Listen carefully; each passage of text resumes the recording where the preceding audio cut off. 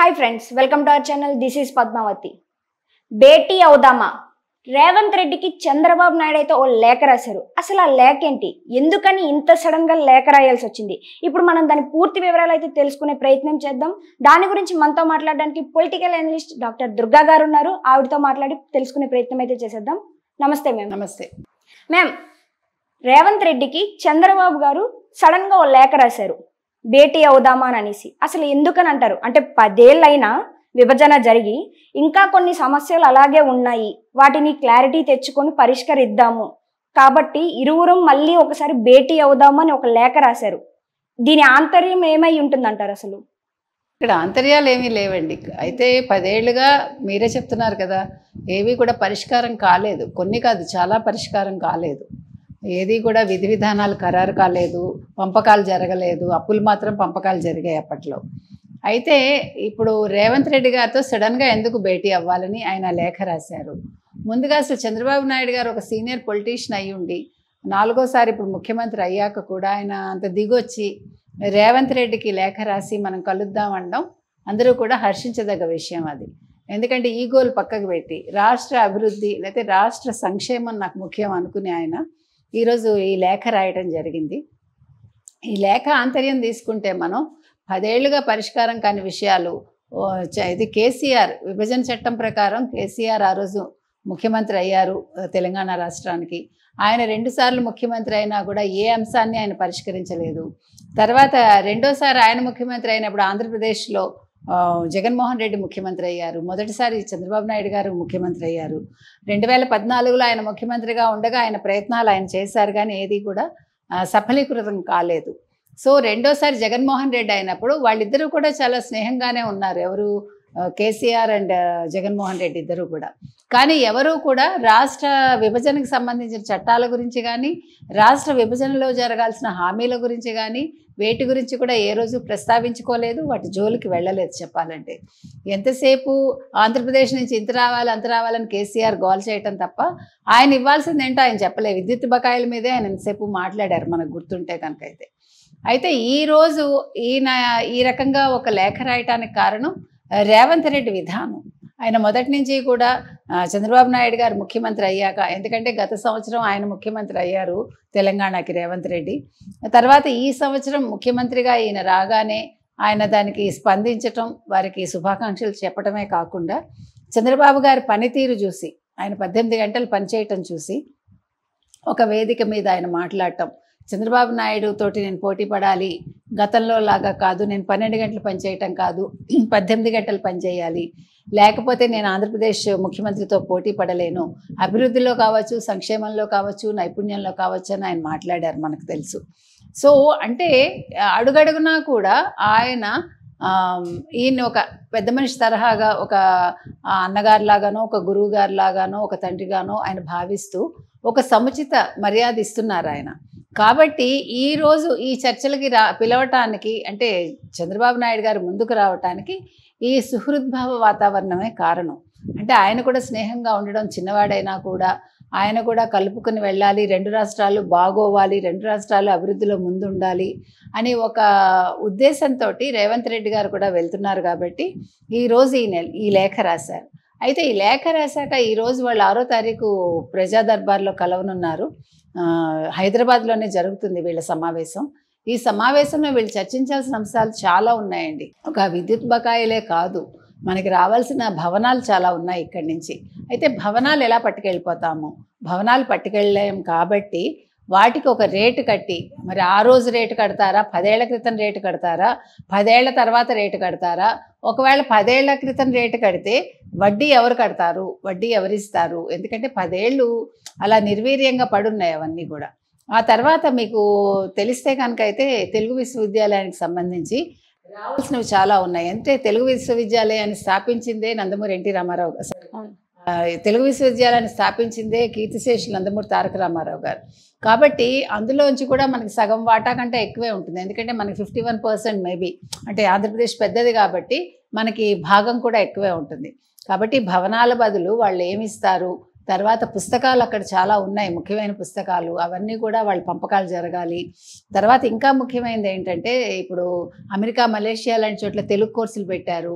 వాటికి వచ్చే డబ్బు అంతా వాళ్ళకి విదేశీ కరెన్సీలోనే వస్తుంది. సో అందులో భాగం రావాలి అంటే ఈ 10 ఏళ్ల భాగం ఎంత, ఆ 10 ఏళ్ళకి వడ్డీ ఎంత, మరి ఇవన్నీ కూడా ఖరారు కావాలి. తర్వాత ఇంకా చాలా ఉన్నాయండి. తెలుగు విశ్వవిద్యాలయానికి సంబంధించిన అంశాలు చాలా ఉన్నాయి. పుస్తకాలు ఒకటే కాదు, పెయింటింగ్స్ ఒకటే కాదు, తర్వాత మహనీయుల చిత్రపటాలే కాదు, ఆస్తులే కాదు, ఇంకా చాలా ఉన్నాయి.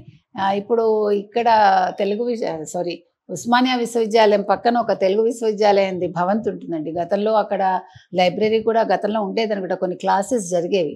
అవన్నీ కూడా ఇటీవల కూలగొట్టారు, ఎందుకని మనకు తెలియదు. అంటే ఈ విషయాలన్నీ కూడా బయటికి రావాలి. ఇప్పుడు తెలుగు విశ్వవిద్యాలయానికి ఎవరిని అంటే ఆంధ్రప్రదేశ్లో ఎవరిని ఉపకులపతి చేస్తారు, ఈ విషయం మీద ముఖ్యంగా విద్యాశాఖ మంత్రి లోకేష్ గారు దృష్టి పెట్టాలి. ఒక్క నిమిషం. సో లోకేష్ గారు దృష్టి పెట్టాల్సిన అవసరం ఉందండి. ఆ తర్వాత అంటే ఇప్పుడు ప్రతి ఒక్క విషయంలోనూ ఇప్పుడు చంద్రబాబు నాయుడు గారు కలగజేసుకుని మాట్లాడితే కనుకైతే విద్యాశాఖకు సంబంధించినవి వారు చూడాలి, ఎవరు లోకేష్ గారు చూడాలి. కాబట్టి తెలుగు విశ్వవిద్యాలయం వారి పరిధిలోకి వస్తుంది. వారి పరిధిలోకి వచ్చినప్పుడు వారు ఏం చేయాలంటే ఇప్పుడు ఈ విభజన చట్టం ప్రకారం ఆ రోజు తెలుగు విశ్వవిద్యాలయం ఆస్తులు ఏవైతే ఉన్నాయో వాటిని విభజన కమిటీ మెంబర్స్ ఉంటారు. సో ఆంధ్రప్రదేశ్ తరఫున ఎవరైనా ఉంటే ఆ సభ్యులను కూడా పిలిచి మాట్లాడితే బాగుంటుందని మన సలహా, అంతే, సూచన అనమాట. ఆ తర్వాత ఇంకా ఇంకా మొత్తం ఏవేవి ఆస్తులు ఉన్నాయి, ఏమేంటి, తర్వాత నీటి వాటా కావచ్చు, తర్వాత మిగతా వాటాలు కావచ్చు, ఎక్కడెక్కడ ఏదేది ఉంది. ఎందుకంటే ఆంధ్రప్రదేశ్లో అంటే ఆంధ్రప్రదేశ్ తెలుగు ప్రజానీకం యొక్క ఇక్కడ వాళ్ళ ముద్ర చాలా ఉందండి, వాళ్ళ ఆస్తులు చాలా ఉన్నాయి. ఒక రకంగా వాళ్ళు అన్నీ కోల్పోయి అక్కడికి వెళ్ళిపోవటం జరిగింది. కాబట్టి ప్రతి ఒక్క అంశాన్ని వారు స్పృశించాలి. అంటే వాళ్ళు రేవంత్ రెడ్డి గారితో తప్పకుండా వారు చర్చించి దానికి ఒక సరైన ఏమనాలి పరిష్కార మార్గాన్ని కనుగొంటే బాగుంటుంది. రావాల్సిన ఆస్తులన్నీ కూడా రప్పించాలి. ఆస్తులతో పాటు వడ్డీ ఇస్తారా, లేదు ఈ రోజు ఉండే రేటు ప్రకారం, మార్కెట్ రేటు ప్రకారం కడతారా, ఇవన్నీ కూడా చాలా అంశాలండి. ఇవన్నీ అంటే చంద్రబాబు నాయుడు గారు మాట్లాడాక అధికారులు అందులో మళ్ళా కలగజేసుకోవటం జరుగుతుంది. కాబట్టి సంబంధిత మంత్రివర్యులు కావచ్చు, ఎవరైనా కూడా వాటి మీద తర్వాత మళ్ళా కలిసి మాట్లాడాల్సిన అవసరం అయితే ఎంతైనా ఉంటుంది. విభజన తర్వాత ఆంధ్రప్రదేశ్కి రావాల్సినవి కేసీఆర్ 10 ఏళ్ల పరిపాలనలో ఉన్నప్పుడు ఎందుకని ఇవ్వలేదంటారు? ఆంధ్రప్రదేశ్కి దక్కాల్సినవి అందకన్నా ఆపింది. దానికి గల కారణాలు అసలు కేసీఆర్ గారికి ఆంధ్ర ప్రజలంటే ఫస్ట్ నుంచి ఇష్టం లేదండి. అసలు ఆయన రూట్స్ మాత్రం ఆంధ్ర నుంచే ఉన్నాయి, మనకు తెలుసు, అందరికీ తెలిసిన విషయం అది. వెలమలు ఎవరైతే ఉన్నారో వాళ్ళు వలస వచ్చిన వాళ్ళు అనేది మనకి చరిత్రలో మనకి తెలుస్తుంది. 200 సంవత్సరాలైందో 300 సంవత్సరాలైందో మనకి ఎగ్జాక్ట్గా తెలియదు, కానీ వాళ్ళందరూ వలస వచ్చిన వాళ్ళే. కాకపోతే మనిషి రూట్స్ మర్చిపోతాడు. ఇప్పుడు తెలుగు వాళ్ళు అసలు కలిసి ఉండాల్సిన బాధ్యత ఎంతైనా ఉందండి. సరే పోనీ కొన్ని కారణాల వల్ల వాళ్ళు విడిపోయారు. కాంగ్రెస్ కూడా ఎటువంటి విధి విధానాలు ఖరారు చేయకుండా వాళ్ళు చాలా అన్యాయంగా విభజన అనేది చేశారు, అది అందరికీ తెలుసు. తలుపులు మూసేసి సడన్గా వాళ్ళు ప్రకటించి దాంతో రాజకీయ లబ్ధి పొందుదామని అనుకున్నారు. అలా కాకుండా ఆ రోజే విభజన చట్టాన్ని ఒకటి వాళ్ళు కల్పించి విభజన చట్టం ప్రకారం ఆస్తుల్ని అప్పుల్ని సమానంగా, అంటే సమానం కాకపోయినా ఆంధ్రప్రదేశ్కి ఎక్కువ శాతం కాబట్టి అప్పులు కూడా వాళ్ళకి ఎక్కువే వెళ్తాయి ఆ ప్రకారం. సో అప్పులు ఆస్తులు ఆ పర్సంటేజ్ ప్రకారం వాళ్ళు చేసేసి ఆ రోజు కాంగ్రెస్ కనుక ఆ పని చేస్తుంటేనండి, ముఖ్యంగా హోదా కూడా ఆ రోజు ప్రకటించి ఉంటే ఈ రోజు ఇన్ని తిప్పలు ఆంధ్రప్రదేశ్కి ఉండేవి కాదు. ఆంధ్రప్రదేశ్ విడిపోయినప్పుడు మనకేం జరిగిందండి, ఆంధ్రప్రదేశ్ వాళ్ళకంతా అప్పులు వాళ్ళ చేతికి వచ్చాయి. ఇక్కడ బంగారు పళ్ళెంలో వీళ్ళకి ఆస్తులు ఇచ్చారు, మృష్టాన్న భోజనం ఇచ్చారు. దాన్ని ఆయన అప్పుల మార్గం పట్టించారు. ఎవరు? కేసీఆర్ మొదటి 5 సంవత్సరాల్లోనే ఒక నిర్ణయం తీసుకుని ఆ రోజే చంద్రబాబు గారితో మాట్లాడి వీటి మీద ఒక విషయం తీసుకుని వచ్చి ఉంటే, అంటే ఒక ఫైనల్ ఇది ఆ రోజే జరిగిపోయి ఉండేదండి. కానీ ఆయన ఏంటంటే నిర్లక్ష్య ధోరణి, ఆయన అహంకారం, నాకేంటి అవసరం అన్నట్టుగా, లేదు ఆంధ్రప్రదేశ్ ప్రజలతో నాకేంటి అనుకున్నారో. ఎన్నికలు వచ్చినప్పుడు మాత్రం ఆంధ్రప్రదేశ్ ప్రజలు, ముఖ్యంగా ఇక్కడ నివాసం ఏర్పరచుకున్న ఆంధ్ర వాళ్ళు గుర్తుకొస్తారు ఆయనకి. ఉత్తప్పుడంతా ఆయన ఆంధ్ర వాళ్ళని తిట్టడమే పనిగా పెట్టుకున్నారు. దానివల్ల ఆయన ఓట్లు వస్తాయని అనుకుంటారు. కానీ తిట్టడం ఏం ప్రయోజనం అండి? ఇప్పుడు అందరం కలిసి ఉంటేనే మనకి పనులు అవుతాయి, రాష్ట్ర అభివృద్ధి జరుగుతుంది. తిట్టుకుంటూ ఎందుకు ఉండాలి మనం? కాబట్టి ఇది కేసీఆర్ చేసిన తప్పిదం అండి. తర్వాత జగన్మోహన్ రెడ్డి చేసిన తప్పిదం కూడా. జగన్మోహన్ రెడ్డి రాష్ట్రానికి ఏం చేశాడు? ఆయన సంక్షేమాలు ఇచ్చానన్నాడు, 2 బటన్లు నొక్కాడు, 2 బటన్లు నొక్కమన్నాడు. అందుకే వాళ్ళు 2 బటన్లు నొక్కారు, నువ్వు ఇంటికి వెళ్ళన్నారు జగన్మోహన్ రెడ్డిని. కాబట్టి వాళ్ళు చేయాల్సింది వాళ్ళు చేశారు. ఈయన చేయాల్సింది మాత్రం ఒక ముఖ్యమంత్రిగా జగన్మోహన్ రెడ్డి కూడా చేయలేదు. ఈయనతో స్నేహ వాతావరణంతో ఉన్నాడు ఆయన, ఎవరితో? కేసీఆర్ తోటి. కానీ కేసీఆర్తో మరి ఫైనల్గా రాష్ట్రానికి రావాల్సినవన్నీ ఆయన తెచ్చుకుని ఉండాలి కదా. రాష్ట్రాన్ని ఎంత భ్రష్టు పట్టించాలో అంత భ్రష్టు పట్టించాడు జగన్మోహన్ రెడ్డి. కాబట్టి ఈ తప్పిదాలకు కారణం ఇటు కేసీఆర్, అటు జగన్మోహన్ రెడ్డి అండి. వాళ్ళిద్దరూ కూడా దీనికి బాధ్యులే ఇవాళ. అంటే రాష్ట్రం మనకి రావాల్సినవి రాకపోవటానికి అన్ని విధాలుగా తెలంగాణ నుంచి కేసీఆర్ ఎంత బాధ్యత, ఆంధ్రప్రదేశ్ నుంచి జగన్మోహన్ రెడ్డి కూడా అంత బాధ్యులే. ఇది ప్రజలు గుర్తించాలండి. ఈ 10 ఏళ్ల పరిపాలనలో మరి కేసీఆర్ ఎటువంటి స్పందన ఇవ్వలేదు. మనకి రావాల్సినవి ఆంధ్రప్రదేశ్కి ఇవ్వలేదు.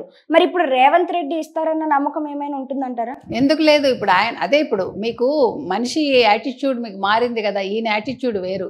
ఈయన తెలుగుదేశంలో ఉన్నారు, కాంగ్రెస్లోకి వచ్చినా కూడా ఈయన కలుపుకుని వెళ్ళాలి అనే ఒక మనస్తత్వంతో ఉన్నారు. కాబట్టి మీరు రేవంత్ రెడ్డి విషయం తీసుకుంటేనండి, రేవంత్ రెడ్డి తెలుగుదేశం నుంచి వచ్చిన వ్యక్తి, కాంగ్రెస్లో ఇప్పుడు ఉన్నా కూడా మొదటి నుంచి కూడా ఆయన రాష్ట్ర ప్రజలు కావచ్చు, లేకపోతే ఆంధ్రప్రదేశ్ ప్రజలు కావచ్చు, కలిసిమెలిసి ఉండాలి అన్నీ కూడా, అంటే అందరినీ కలుపుకుపోవాలి అని ఒక మనస్తత్వంతో ఆయన వెళ్తున్నారు. కాబట్టి ముఖ్యంగా ఆయన పరిపాలన మొదలుపెట్టిన రోజే ఆయన మోదీ గారిని పెద్దన్న లాంటి వాడు అన్నారు. అంటే అది తెలివైన ముఖ్యమంత్రి చేసే పని అండి. ఒక తెలివైన రాజకీయ నాయకుడు ఏం చేయాలంటే మన అవసరాలను బట్టి, అంటే రాష్ట్ర ప్రయోజనాలు ఇక్కడ వ్యక్తిగతం కాదు, ఆ రకంగా ఆయన కేంద్రంతో మంచిగా మనం ఉండాలి, మనకి రావాల్సిన నిధులు తెచ్చుకోవాలి, మనకి రాష్ట్ర ప్రజలకు కావాల్సిన పనులు జరగాలి అని ఆయన ఆ రోజు ఆ రకంగా బిహేవ్ చేశారు. సో దాన్ని బట్టే మీకు అర్థమవుతోంది ఆయన ఎటువంటి మనిషి, ఆయన ఈ పనులన్నింటికి ఆయన ఒప్పుకుంటారా లేదా, విభజన చట్టాన్ని అమలు చేస్తారా లేదా అనేది. సో ఆయన చేయగలరు అనే నమ్మకం ఉండబట్టే ఈరోజు చంద్రబాబు నాయుడు గారు లేఖ రాయటం జరిగింది. తప్పకుండా ఇది ఒక మంచి పరిణామం అండి. ఇందులో మనకి అంటే ఆంధ్రప్రదేశ్కి మంచి జరుగుతుంది, ఇటు తెలంగాణకి మంచి జరిగే అవకాశం అయితే. Thank you ma'am. ఇంత చక్కటి విషయాన్ని ఇంత వివరంగా ఎక్స్ప్లెయిన్ చేసినందుకు థ్యాంక్ యూ. అండ్ మీరు కూడా ఇలాంటి విషయాలు మరెన్నో తెలుసుకునేందుకు చూస్తూనే ఉండండి. Thank you for watching.